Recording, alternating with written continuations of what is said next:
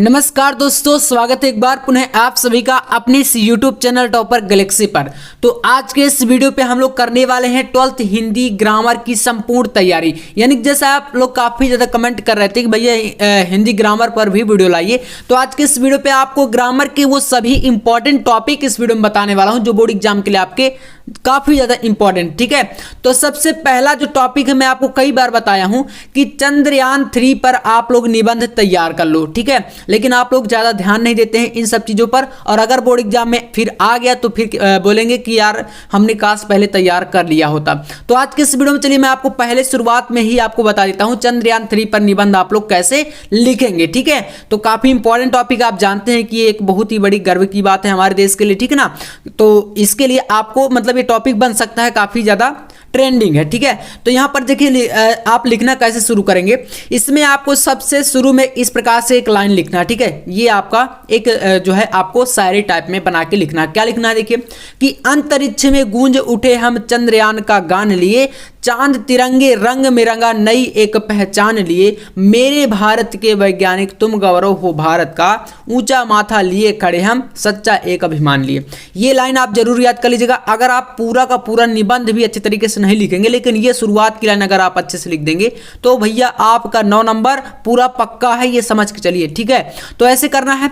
अब देखिए प्रस्तावना समझिए। प्रस्तावना में आपको ध्यान क्या देना है, आप कैसे लिखेंगे, इसमें थोड़ा सा परिचय देना है कि चंद्रयान 3 भारत की ओर से चलाया गया एक महत्वपूर्ण अंतरिक्ष मिशन है, और इस मिशन के माध्यम से भारतीय अंतरिक्ष अनुसंधान संगठन जो कि इसरो आप जानते होंगे, ठीक है ना, तो इसमें यहां पर इसरो ने जो है इंडियन स्पेस रिसर्च ऑर्गेनाइजेशन, इसका फुल फॉर्म होता है, आप जानते हैं इसको हिंदी में क्या बोलते हैं, भारतीय अंतरिक्ष अनुसंधान संगठन, चंद्रमा की सतह से जुड़ी सारी जानकारी प्राप्त कर रहा था। ठीक है, मतलब चंद्रयान 3 का जो मिशन था वो क्या मेन मकसद था, तो मेन चीज यही है कि जो चंद्रमा की सतह पर जो भी चीजें हैं, चाहे आपका मान लीजिए कोई तत्व हो गया, पानी हो गया, हर चीज़ों की जो है वहाँ पर खोज करने के लिए वो सब चीज़ें वहाँ पर भेजे थे। तो ये इसका एक रीजन हो गया। अब बात करें चंद्रयान 3 है क्या। ठीक है, तो मतलब निबंध आपको ऐसे ही लिखना, उसी के बारे में तो हमें सब चीज़ें बतानी है।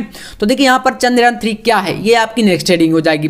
जैसे चंद्रयान 3 भारतीय अंतरिक्ष अनुसंधान संगठन इसरो द्वारा चलाया गया एक मिशन है, और इस मिशन के माध्यम से भारतीय अंतरिक्ष अनुसंधान संगठन ने 14 जुलाई 2023, ये डेट याद कर लीजिएगा आप लोग, ये काफ़ी इंपॉर्टेंट है। कभी चंद्रयान 3 लॉन्च हुआ था, तो 14 जुलाई 2023 को, ठीक है, चंद्रयान 3 लॉन्च किया गया था, और यह चंद्रमा की दक्षिणी ध्रुव पर कहां पर उतरा था, तो इसको यहां से मतलब कि साउथ पोल बोले तो वहां पर इसको उतारा गया, दक्षिणी ध्रुव पर यहां पर जो इसको उतारा गया, एवं चंद्रमा से जुड़ी सारी जानकारी को अंतरिक्ष के साथ ये साझा करेगा। मतलब देखिए आप इसको थोड़ा सा अपनी लैंग्वेज में मतलब कन्वर्ट करके लिखिएगा। जैसे कि अब तो आपको पता है कि चंद्रयान 3 पूरी तरह से सक्सेसफुल हो चुका है, तो इसको आप थोड़ा सा बातों को समझ लीजिए, क्या क्या चीजें लिखना है, बाकी अपनी लैंग्वेज में आपको लिखना पड़ेगा इसका। ठीक है, देखिए इसे भारत के सतीश धवन अंतरिक्ष केंद्र श्रीहरिकोटा से लॉन्च किया गया था। तो ये लॉन्च का मतलब स्थान है, कहां से इसको जो है लॉन्च किया गया था। ये आपका इसका इतना लिखना है। इसके बाद नेक्स्ट हेडिंग देखिए क्या लिखना है, अगली हेडिंग इसमें आपको देना है विशेषताएं। इसकी क्या विशेषताएं थी, देखिए चंद्रयान 3 चांद की सतह पर जाने की कोशिश करने वाला भारत का यह तीसरा मिशन था। मतलब कि इससे पहले चंद्रयान 1 चंद्रयान 2 लॉन्च हो चुके हैं, शायद आपको याद भी होगा। चंद्रयान 2 जो है 2019 में जब लॉन्च किया गया था, तो वो मतलब अनसक्सेसफुल रहा था। ठीक है, तो अब ये मतलब तीसरा प्रयास था। इस मिशन के अंतर्गत चंद्रयान 3 चांद की सतह पर उतरकर वैज्ञानिक प्रयोगों को पूरा करेगा या करने के लिए भेजा गया। चंद्रयान 3 में इस बार इसमें सभी यंत्र शामिल किए गए जो चंद्रमा से जुड़ी हर छोटी से छोटी जानकारी को इसरो के साथ साझा करेगा। इसके बाद चंद्रयान 3 से भारत को क्या लाभ है, ये हमें बताना पड़ेगा। इससे कुछ हमें लाभ भी तो होगा। तो देखिए लाभ आप इसमें बताइए कि जो दक्षिणी ध्रुव पर उतरने वाला हमारा जो भारत देश है वो पहला देश बन जाएगा। इससे पहले कोई भी देश वहां पर नहीं उतर सका है। ठीक है, तो ये एक मतलब कि हमारे देश का जो है नाम होगा। ठीक है, ये हुआ लाभ। इसके बाद 23 अगस्त को दक्षिणी ध्रुव पर सॉफ्ट लैंडिंग हुई, और अब तक ऐसा कोई भी देश नहीं कर पाया। तो 23 अगस्त 2023 को ये वहां पर सफलतापूर्वक उतर चुका था। ठीक है, अब इसके बाद निष्कर्ष क्या है, देखिए इसका निष्कर्ष बताइए आप लोग यहाँ पर। तो निष्कर्ष में लिखेंगे कि इसरो द्वारा तीसरी बार चांद पर जाने की कोशिश की गई। पहली बार चांद पर जाने की कोशिश सफल रही और दूसरी बार 2019 में चंद्रयान 2 तकनीकी खराबी के कारण अपने मार्ग से भटक गया था। तो ये आपका मतलब दूसरा वाला जो है ये अनसक्सेसफुल रहा था, बाकी के ये 2 सक्सेस रहे। ठीक है, तो ऐसे करके इसको निबंध को आपको लिखना है। तो ये काफी इंपॉर्टेंट टॉपिक है, 9 नंबर का निबंध आपके बोर्ड एग्जाम में आने वाला है। इसके बाद हम बात करेंगे आपका यहाँ पर ग्रामर के कुछ क्वेश्चन, तो इनको चलिए देखिए। जैसे कि आपका अनेक शब्दों के लिए एक शब्द बोर्ड एग्जाम में काफी ज्यादा ये मतलब क्वेश्चन जो है इंपॉर्टेंट होते हैं। भले ये 2-2, 3-3 नंबर के लिए पूछे जाते हैं, लेकिन इनको अगर आप पक्के कर लेते तो भैया 2-2 नंबर जो है जुड़कर काफी ज्यादा हो जाता है। ठीक है ना, अगर 20 से 25 नंबर आपके बोर्ड एग्जाम में 100 नंबर में मतलब कि अगर 20 से 25 नंबर कट जाए तो समझ सकते हैं कितना ज्यादा वो आपका नंबर कम हो सकता है। तो इनको देखिए, चलिए जानते हैं कि क्वेश्चन को। जैसे यहाँ पर वन वर्ड सब्स्टिट्यूशन की बात करें तो जो ईश्वर पर विश्वास नहीं करता है उसको बोलते हैं आस्तिक। यानी कि जितने भी क्वेश्चन आपको मैं बताने वाला हूं ये सारे क्वेश्चन मतलब बहुत ही बार रिपीट हुए हैं। ठीक है, तो यहाँ पर ये आपका आस्तिक हो जाएगा। दूसरे की बात करें तो यहाँ पर है कि जो पढ़ना लिखना जानता है उसको बोलते हैं साक्षर। ठीक है, नेक्स्ट है यहाँ पर नंबर 3, पिता की हत्या करने वाला उसको बोलते हैं पितृहंता। एक शब्द में, ठीक है, एक शब्द में उत्तर देना इसका। जिसे कहा ना जा सके उसको बोलते हैं अकथनीय। ठीक है ना, मतलब जिसे कहा ना जा सके वो हो जाता है अकथनीय। 5वां है आपका सत्याचरण करने वाला, मतलब होता है सदाचारी। ठीक है ना, नेक्स्ट यहाँ पर है जो कभी जन्म नहीं लेता उसको बोलते हैं अजन्मा। ठीक है, अगला देखिए, किए गए उपकार को ना मानने वाला होता है कृतघ्न। क्या होता है? कृतघ्न होता है। अगला देखिए, जानने की इच्छा रखने वाला जिज्ञासु होता है। ठीक है, उसको क्या बोलेंगे? जिज्ञासु। अगला है वह पुरुष जिसकी पत्नी मर गई हो उसको बोलते हैं विदुर। ठीक है, विदुर। तो नेक्स्ट यहाँ पर देखिए, जो सब कुछ जानता है उसको बोलते हैं सर्वज्ञ। ठीक है, नेक्स्ट यहाँ पर है जिसके आने की कोई तिथि ना हो तो क्या बोलेंगे? अतिथि बोलेंगे। ठीक है, तो ऐसे ये क्वेश्चन है जो कि मतलब काफी आसान से आते हैं वैसे, तो यहाँ पर आपको थोड़ा सा एक बार तो देखना पड़ेगा। ठीक है, तो इनको कर लीजिएगा, जितने आपको बता रहा हूं आपका इन्हीं में से जो है 100% आपका नंबर जो है ग्रामर का ये पक्का हो जाएगा। इसके बाद यहाँ पर कुछ टॉपिक और आते हैं, जैसे कि अनेकार्थी शब्द, मुहावरे, लोकोक्तियां, सारी चीजों को हम देखेंगे। तो देखिए अनेकार्थी शब्द क्या होता है थोड़ा समझ लीजिए। जैसे कि आपका एक यहाँ पर शब्द है अंबर, इसका अनेकार्थी आपको बताना है। मतलब कि अंबर का यहाँ पर वस्त्र हो जाता है, आकाश को भी अंबर बोलते हैं। ठीक है, तो ऐसे आपको एक कोई टॉपिक आएगा, मतलब कि आते तो वैसे 2 से 3 है जिसमें कहा जाता है किसी एक का आपको लिखना होता है। तो यहाँ पर इसका जैसे करना है तो यहाँ पर अंबर का हो जाएगा वस्त्र, आकाश। दूसरा है आपका अली, अली मतलब होता है भावरा या सखी या बिच्छू। तो आप कोई 2 याद कर लीजिएगा। कनक हो गया सोना धतूरा, कर्ण हो गया कान, और एक आपका कर्ण मतलब कि नाम है कुंती पुत्र का। ठीक है ना, तो ये हो गया द्विज आपका यहाँ पर जैसे पक्षी, दांत, ब्राह्मण, ये हो गया। नग की बात करें तो यहाँ पर पर्वत, वृक्ष, नगीना, इस प्रकार से हो जाएगा। ठीक है, जनक मतलब कि पिता, और एक जनक जो है आप जानते हैं राजा जनक। ठीक है ना, नेक्स्ट यहाँ पर लक्ष्य मतलब कि उद्देश्य होता है ना, टारगेट जिसे बोलते हैं आप।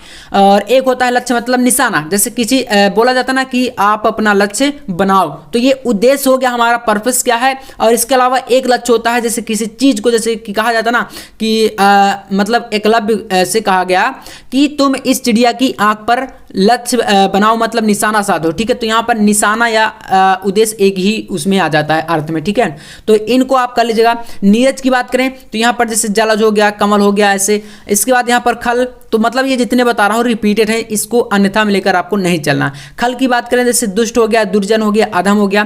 कुल की बात करें तो कुल, वंश, समस्त। ठीक है ना, कुल मतलब आप समझ रहे हैं, मतलब कि समस्त मतलब जैसे पूरा का पूरा। ठीक है ना, पूरा का पूरा।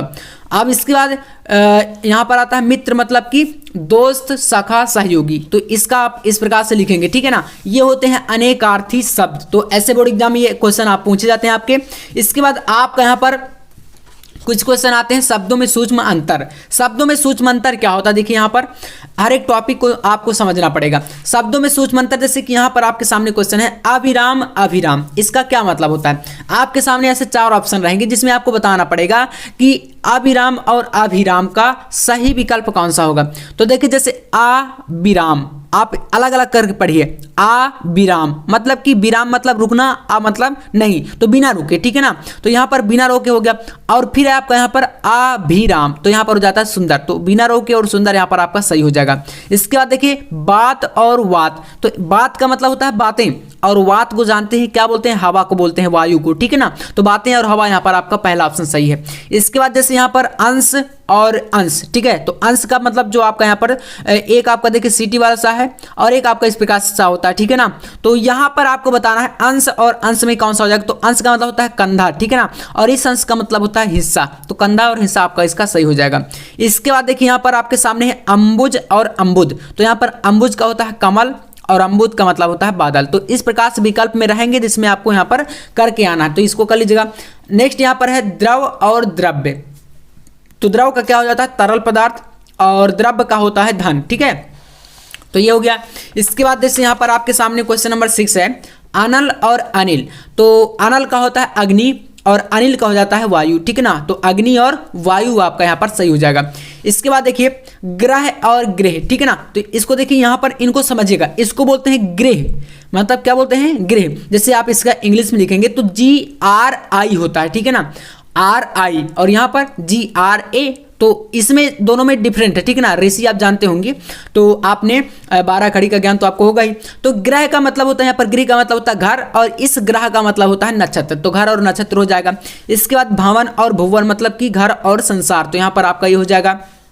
नेक्स्ट आपके सामने सुत और सूत, तो सुत मतलब होता है यहाँ पर जो छोटा उ की मात्रा है इसको पुत्र, और बड़ा उ की मात्रा जो सूत होता है ये सारथी के लिए होता है, ठीक है ना। तो सुत और सूत में आपका पुत्र और सारथी।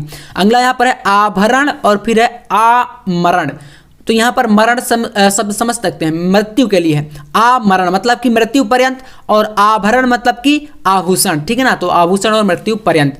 इसके बाद देखिए यहाँ पर है प्रणय और परिणय, तो इसका हो जाता है प्रेम और विवाह, ठीक है ना। प्रणय मतलब प्रेम और परिणय मतलब विवाह। आप लोग शादियों में जाते हैं तो वहां पर देखते होंगे परिणय शब्द, तो ये विवाह के लिए होता है। इसके बाद जैसे यहाँ पर सर और सर, इन दोनों में फर्क ना सा में, तो सर का मतलब होता है यहाँ पर जो आपका है ये बाण के लिए, और जो आपका ये सा है इसका मतलब होता है तालाब। नेक्स्ट यहाँ पर अंश और अंश, तो भाग और कंधा मैंने आपको बता दिया। तो ये होते हैं क्या शब्दों में सूक्ष्म अंतर। अब आइए बात करते हैं यहाँ पर लोकोक्तियां मुहावरे कैसे आते हैं। देखिए तो जितने बता रहा हूँ बिल्कुल तैयार कर लेना है आज ही, ठीक है ना, क्योंकि अब एग्जाम के कुछ भी समझ सकते हैं, बिल्कुल भी टाइम नहीं बचा हुआ है, बिल्कुल नज़दीक है।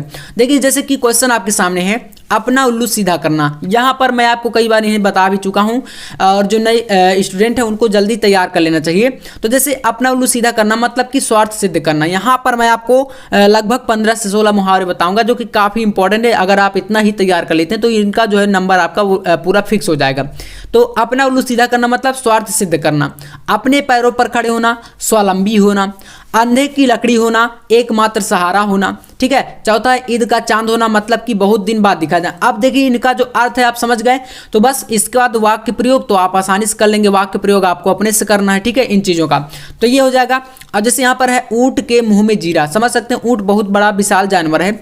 अब यहाँ पर उसके मुंह में जीरा क्या ही चीज़ है, तो यहाँ पर हो जाएगा कि अत्यधिक को कम मिलना, ठीक है ना, तो ये हो जाएगा। इसके बाद जैसे यहाँ पर है गागर में सागर भरना, थोड़े में बहुत अधिक, ठीक है ना, किस थोड़े में बहुत अधिक। जैसे यहाँ पर है घी के दिए जलाना मतलब बहुत प्रसन्न होना, घोड़े बेचकर सोना मतलब गहरी नींद सोना। अगला है पगड़ी उछालना मतलब अपमान करना। नेक्स्ट यहाँ पर है आधा तीतर आधा बटेर, तो मतलब इसका होता है बेमेल मिश्रण, ठीक है, तो आप इनको समझ सकते हैं। इसके बाद जैसे यहाँ पर है ऊंची दुकान फीके पकवान मतलब केवल बाहरी दिखावा, ठीक है ना, केवल बाहरी दिखावा।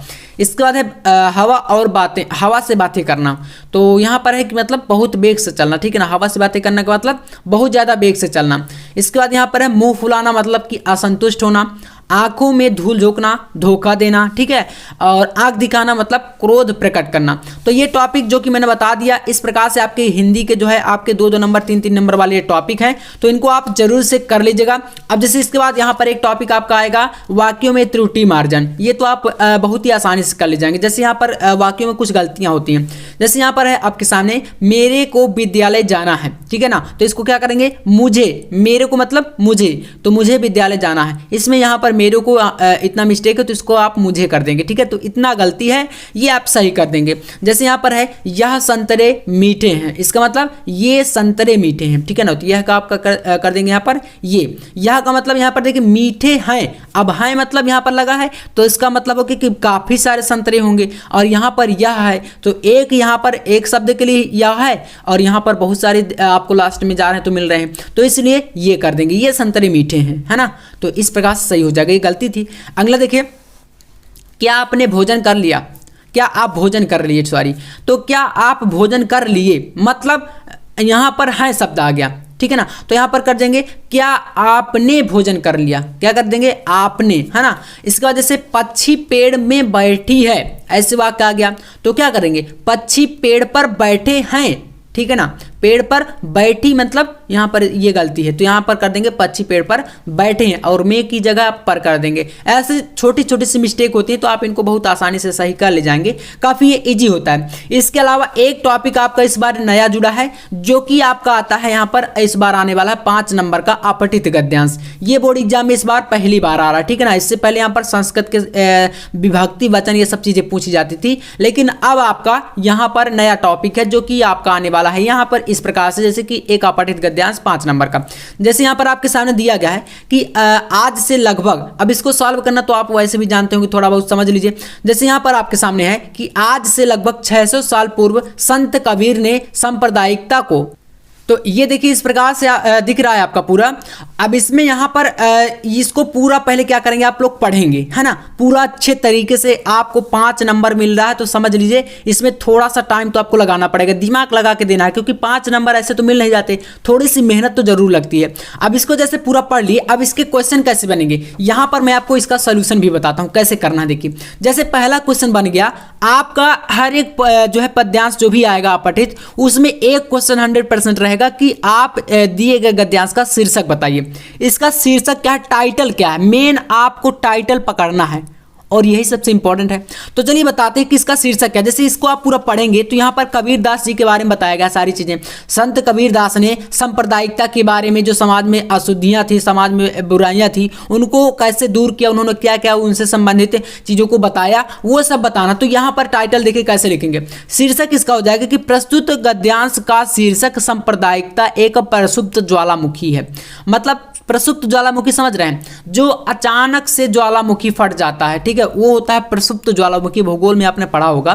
तो इस प्रकार से इसका ये टाइटल हो गया। अगला क्वेश्चन जैसे यहाँ पर आप देखें तो कह रहा है कि क्या कारण है कि कबीर 600 साल बाद भी प्रासंगिक लगते हैं।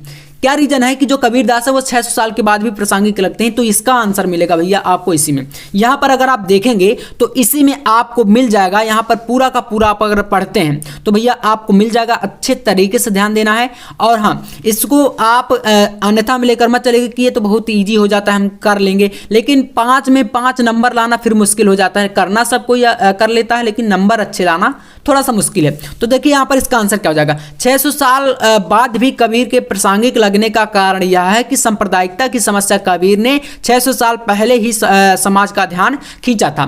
तो ये इसका आंसर है, इसी में पैसेज में है, ठीक है, पूरा हम लोग पढ़े नहीं अभी, लेकिन इसमें आपको मिल जाएगा। इसका देखिए यहाँ पर है किस समस्या को ज्वालामुखी कहा गया, तो सांप्रदायिकता को कहा गया, जैसे कि यहाँ पर जाति, धर्म, भाषागत ईर्ष्या, द्वेष, बैर आदि के कारण होने वाले जो दंगे लड़ाई होते हैं, झगड़े समाज में, इन्हीं को ज्वालामुखी कहा जाता है। आप जानते होंगे बुराइयां जो होगी उन्हें ज्वालामुखी कहा जाएगा। बुराइयां हमेशा समाज में क्या पैदा करती हैं, लड़ाई झगड़ा, ये सब चीजें तो करेंगी, ठीक है। आपस में एक धर्म का व्यक्ति दूसरे धर्म से लड़ेगा, एक मतलब ऐसे होता है, ठीक है। तो इस प्रकार से ये चीजें बुराई हैं और हमारे समाज में एकता का जो है तार तार कर देती हैं, मतलब नष्ट कर देती हैं। तो ये आपका इस प्रकार से इसका आंसर हो जाएगा। अगला क्वेश्चन जैसे देखें तो आप यहाँ पर कह रहा है कि समाज में ज्वालामुखी भड़कने के क्या दुष्परिणाम है। तो देख सकते हैं समाज में ज्वालामुखी अगर भड़कता है मतलब कि लड़ाई झगड़ा होता है, बुराइयां फैलती हैं, तो क्या परिणाम होंगे। समाज में अनेक लोग असमय मारे जाते हैं, लाखों करोड़ों की संपत्ति नष्ट हो जाती है, ठीक है, विकास की गति रुक जाती है, ठीक है ना। तो ये सब चीजें जो है होती हैं अगर समाज में बुराइयां फैलती हैं। तो ऐसे करके अपठित गद्यांश आएगा। अब आपके जो भी बचे हुए टॉपिक हैं उनको हम लोग नेक्स्ट वीडियो में कवर करेंगे। आज के वीडियो में बस इतने टॉपिक मैंने आपको बता दिए हैं, बाकी के आपके जो और इंपॉर्टेंट निबंध है, जीवन परिचय, उनको हम लोग नेक्स्ट वीडियो में बहुत ही जल्द कवर करेंगे। आपको बहुत सारे टॉपिक मैं आपको पूरा प्रोवाइड कराऊंगा। बस क्या करना है, आपको जुड़े रहना साथ में अंत तक, और आपकी तैयारी बहुत ही बेहतर तरीके से मैं कराने वाला हूं, ठीक है। तो चलिए मिलते हैं नेक्स्ट वीडियो नेक्स्ट टॉपिक के साथ, तब तक के लिए जय हिंद, वंदे मातरम।